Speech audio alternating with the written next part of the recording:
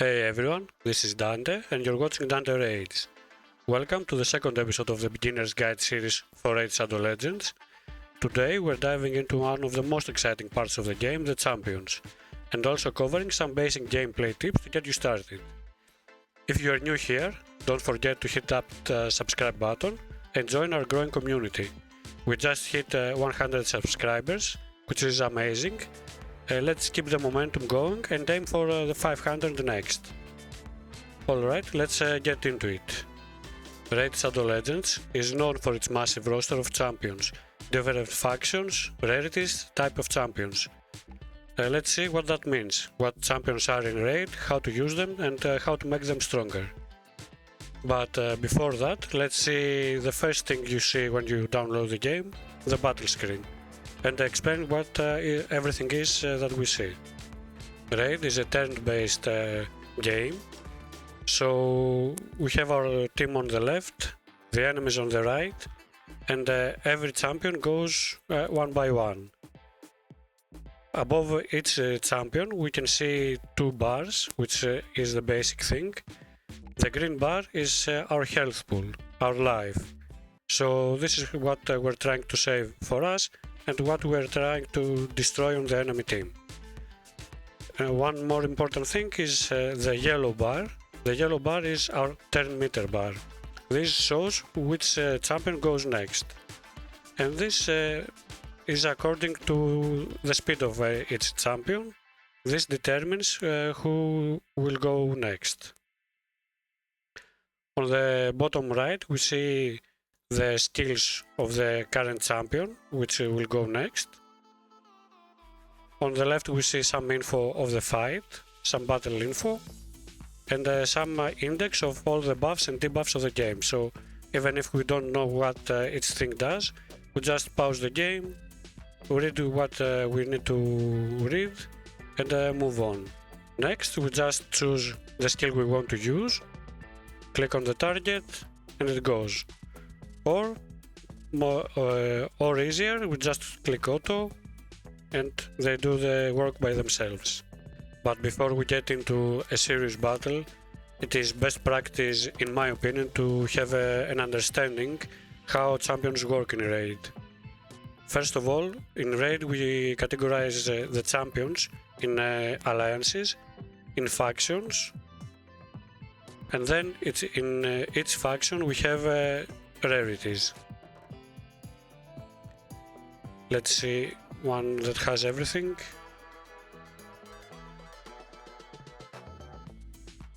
Perfect.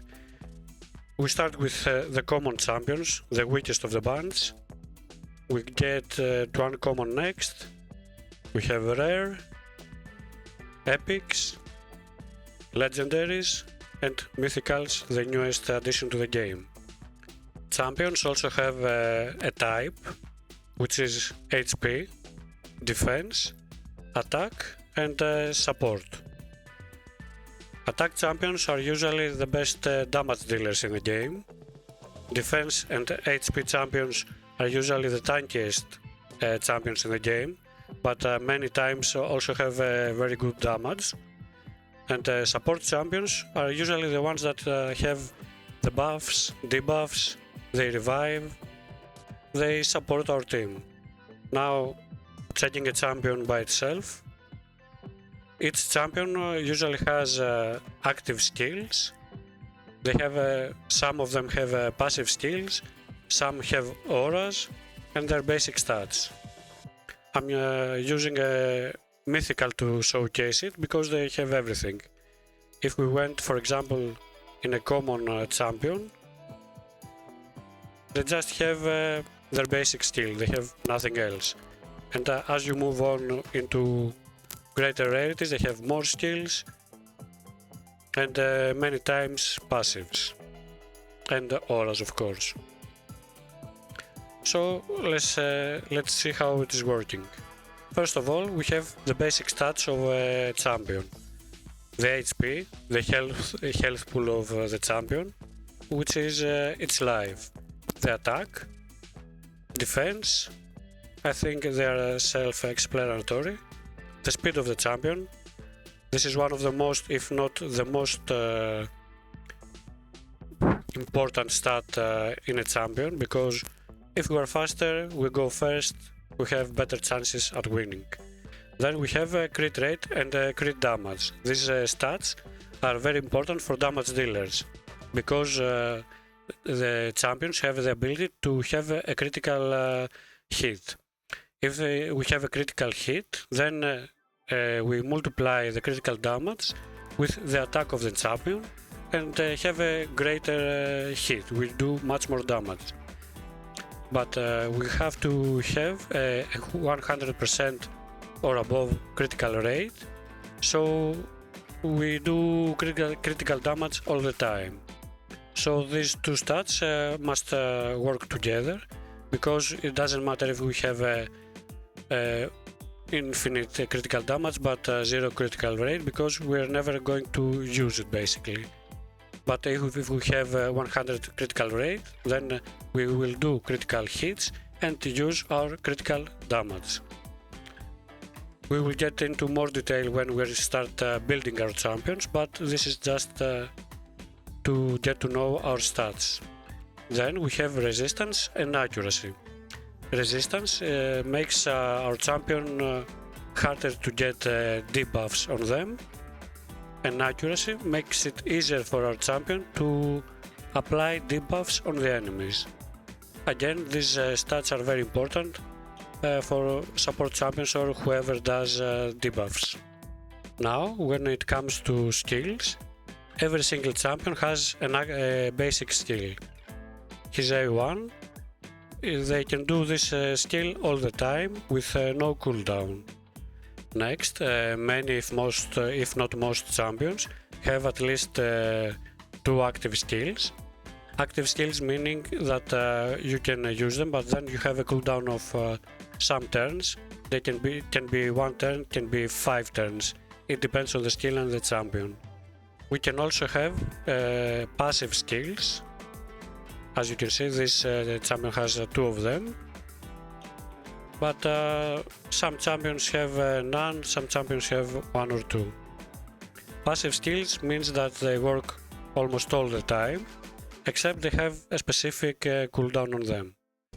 And sometimes passive skills also have an active part. For example, you have this passive skill, which has a passive effect and an active effect. The passive effect happens all the time, when the active effect has the cooldown. And last but not least, we have the auras. Many champions have auras. This is very beneficial for our team, because if we go and use them, it applies in all our team, to all our allies. But we have to be careful, because auras don't work for everything. We have auras that work in all battles, but we have also auras that work for specific content. For example, we have a Felhound here that his aura works only in faction groups, and we are in campaign, so it doesn't work. If we come here in filters, we can choose aura. For example, we want speed, and you can see, for example, this champion has an aura skill, increases ally speed in all battles by 20%. This will work everywhere. And these auras are most of the time the best. But most of the time, specific auras are stronger. For example, Odin is a void champion, which is very difficult to get. Has an aura only for arena, but it is 40%. Which is the highest in the game, but it works only in PvP mode. So you understand that if you use it, the whole of your team will go 40% faster, which is really important, and it makes your life easier in the game. Looking at the champions in index is cool and stuff, but let's start by getting a champion. When first getting a champion, you have them in level 1, and stars, it depends on the rarity. If you get a common, it will be 1 star. If you summon an uncommon, it will be 2 star. The rares will come in 3 stars, epics at 4, legendary 5 stars, and mythicals will be summoned 6 stars, so they are finished. Because 6 stars are the most champion can get to. So even if you get a rare champion that we want to upgrade, the max level we can get them is 6 stars, 60 level. But how can we do that, and what other ways there are in the game to make our champion stronger? Let's check them one by one. First of all, if we go to our tavern, we have the ways to upgrade our champions, our levels. Our levels can be upgraded by brews. They can upgrade by burning other champions in our champion that we want to level up. We can also upgrade our levels by gaining XP mainly in campaign or in dungeons. Campaign is the more efficient way to gain XP for our levels, but we can get some even in dungeons most of the time. Then we can upgrade our rank of the champion, but to upgrade our rank we need to have the champion in max level of the current rank. That means if we want to get our Diabolist in rank 4, we need first to get her in level 30. For example, like this. We're doing it fast right now. Then we have the possibility, if we have chickens, to use the chickens. If we don't, we can use other champions that we don't need, of course. Feed them into our champion that we want to level up and upgrade our rank. And this is what we have to do up to level 60. Next, we can upgrade our skills. We saw that our champions have skills: passive, actives, basics. The way to make our skills stronger is to have some books in them, and depending on the champion and the skill, every book gives us something different. So if we book our Diabolist, we will get some more damage and some more chances to place our debuffs. And the most important sometimes in our booking a champion is the cooldown, because now, for example, her best skill, her A3, is a 6 turns cooldown, so we have to wait 6 turns to use it every time. And if we put 2 books in it, we have to wait only 4 turns.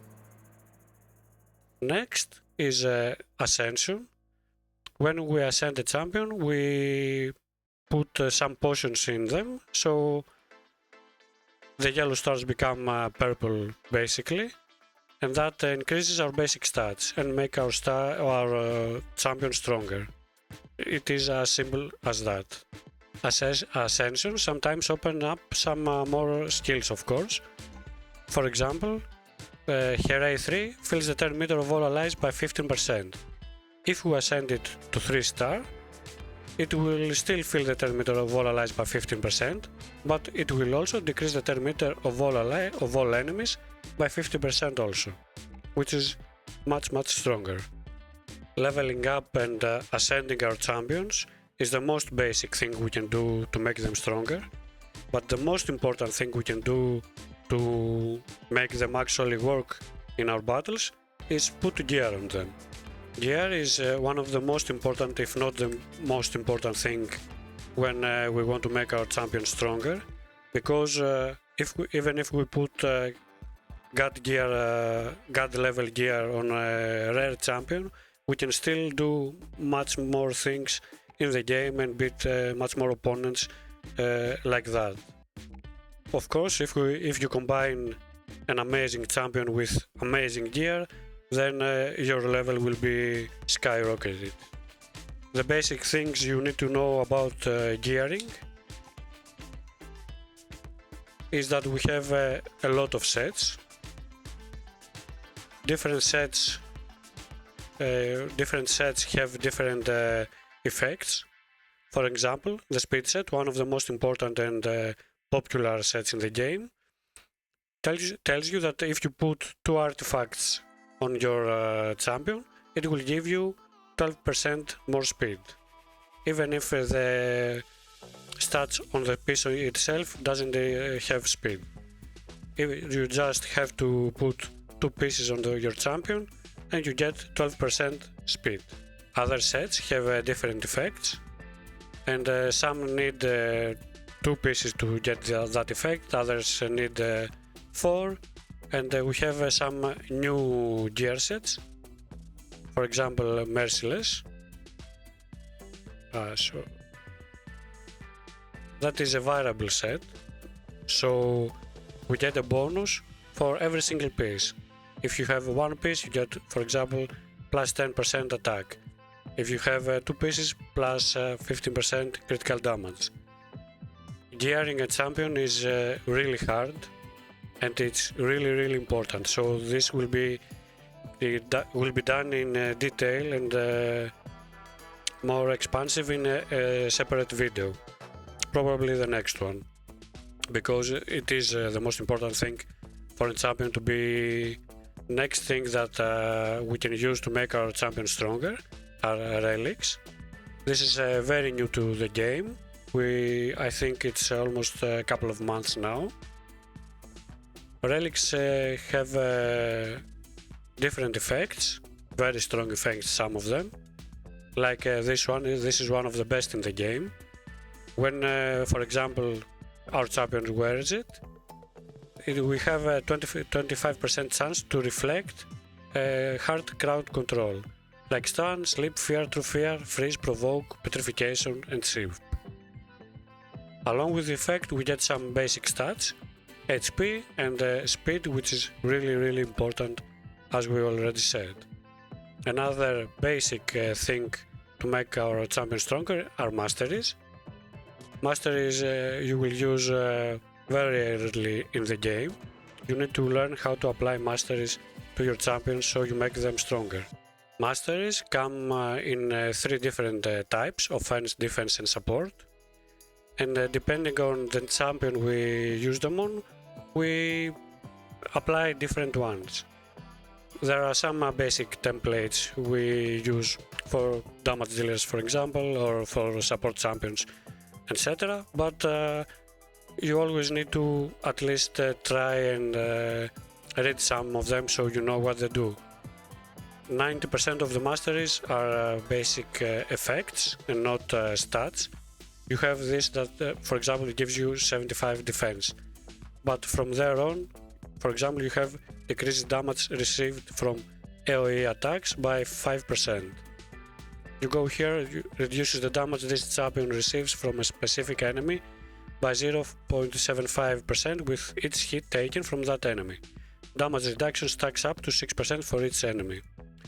So, as you understand, you need to know first of all what do you want to do with the champion, and then choose the masteries that suit your needs and the champion you're using.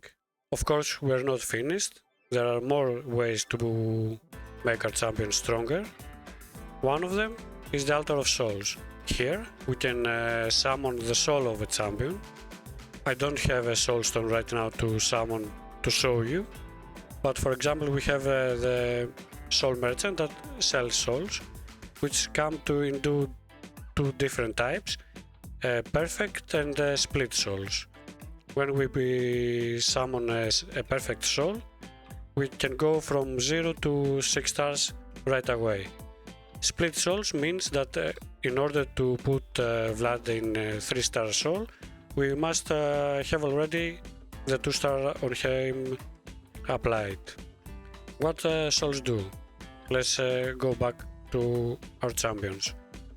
For example, we have a Garol here, a mythical, that has a 6-star soul, which is the maximum you can get.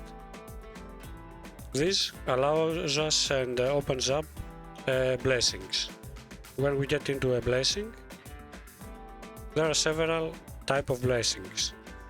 These are different effects For example, the one I'm using on here is Crashing Rend. Each round, a number of these champion hits will ignore a percentage of the target's defense. The percentage of ignored defense depends on the level of the target. And since I have here maxed, we see here, every hit will ignore a percentage of the target's defense, will ignore 1% defense for every 10 levels. So, when we go into a dungeon and the boss, for example, or the waves are level 200, we ignore 20% of that target's defense, which is really strong. Apart from the effects we are choosing, which will be different for every champion and our needs, we get some stats. Mythicals get the most out of it, of course. So the best, the higher the rarity, the more stats they're getting. For example, we get for our mythical 1100 HP, 900 attack, 750 defense, 45 critical damage, 90 resistance, 90 accuracy, and plus 20 speed, which is really strong. It's the third time I'm saying it in this video, but speed is the most important thing in the game as a statistic. And still we're not finished yet. For example, as you see my champions, you see that some of them have a plus 4, plus 3, plus 2, plus 1. This is the empowerment. How we empower a champion? We need to go to the Guardian Ring, empower champions. To empower a champion, we need to have a duplicate of them. So, when I empowered my Mountain King to level 4, it means that I have 5 copies of him. I burn 4 copies into my original one, and he is now plus 4. Now let's see what plus 4 gives us. If you click on the stats here, you go into total stats and you see empowerment. My empowerment gave my champion plus 12,000 HP, gave attack, defense, speed, critical rate, critical damage, resistance and accuracy. Empowerment gives our champions only stats. It is still very important, but it won't give you a separate effect like a blessing, for example. Now we're almost finished. Some other ways to make our champions in general stronger are Faction Guardians. In Faction Guardians, we put our duplicate champions in some spots, and we gain some basic stats for all our champions. But if we put duplicate legendaries, we get this specific stat only for the legendaries for this specific faction. If we put epics, we get the stats for this specific faction for the epics only. And so on. And the last two parts that you can get more stats to your champions are the Great Hall, the affinity bonuses and area bonuses. In the affinity bonuses, you use your medals you earn in Classic Arena, and you level up your HP, attack, defense, crit damage, resistance and accuracy each time for affinity. So all magic champions will get these stats, or spirit champions will get these stats. All force and void champions will get the respective stats. And every time you're joining an area of the game, you get more stats according to the level of the Classic Arena you are in at this point. So if you are in Gold 5 like me at this point, you get plus 22% HP, attack and defense. If you are in Platinum, you will get, I think, 25. Let's see. Can we see? Yes, 25. If you are in 4, plus 20, and so on. In area bonuses, you use the medals you earn by doing live arena, and here you can add you can level up more specific areas, so you can get your speed up in let's say potion keeps, in faction wars, in any area you have a problem and need for a stat. You will earn the medals by joining live arena, and you add them here, and you have for the whole of your team all the champions that play in Spider's Den, for example, plus 10 speed. These bonuses are very important. They are making the content much easier than when you first start.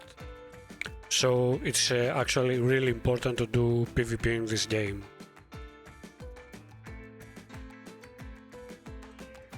So when I was telling in the first episode that Raid Shadow Legends is a very complicated game, and it has deep strategic parts, and you need to really understand it to play in high level, I really meant it.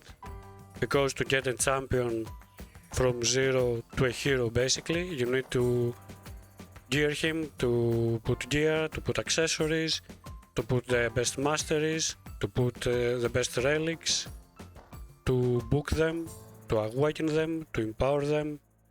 There are so many steps that you can take to make them invincible. One important and basic advice I would give to new players especially is don't take into account the power that champions have. These power figures are ramped up from our stats, but higher priority are resistance and crit rate. So you could put 300 crit rate on your champion, you have a massive power figure, but your champion would be basically useless. Resistance is somehow important in the game, but still the power figure doesn't mean almost anything for when you're choosing your gear or when you see an opponent in the arena or anything. So if you see an opponent that has silly power figures, most of the time they have much resistance, for example. So don't think that they're just way stronger than you. In the next episode I will get into gearing first. I think it is more important even than masteries for now.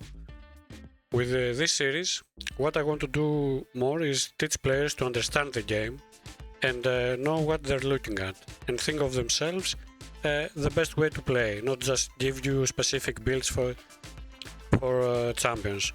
Like for example, you got Nice, here how you should build him. Of course, in the future we will have some specific builds that I like for the content I'm playing, but this will depend on your feedback as well. What is more important, in my opinion, is to learn how to build your champions and how to use them in the content you want to use them in. So that's it for today. Today we learned how we can make a champion stronger, how we can use them in our battles. In the next episode we will see how we can gear them and where we can find the gear, of course. Thanks everyone for watching. Don't forget to comment your suggestions or questions in the comments below. I'm always here to answer your questions. And of course don't forget to like the video, share it if you want, and subscribe to the channel so we grow our community faster. Until next time, take care.